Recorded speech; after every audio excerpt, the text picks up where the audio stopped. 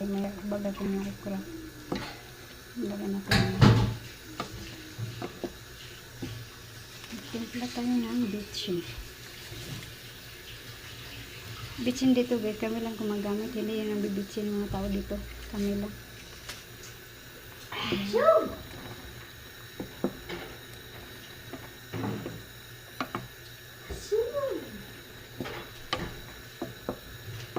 Hindi ako naglagay ng kamatis. Kaya maasim yung kamatis.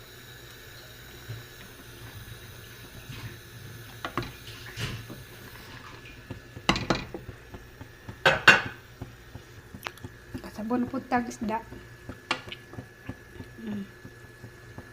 Kalasa ng tilapia.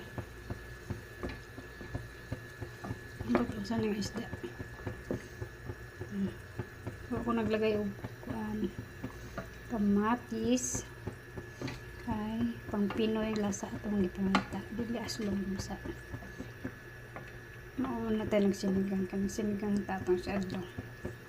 Manok.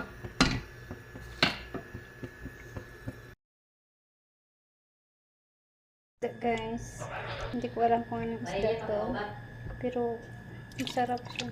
Taba. Kalasa siya ng tilapia.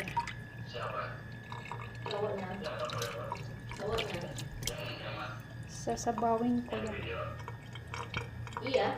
Dalawa lang yung lutuin ko kasi malasa ito eh. Bukas na naman yung buntot. Ito na yung isda natin.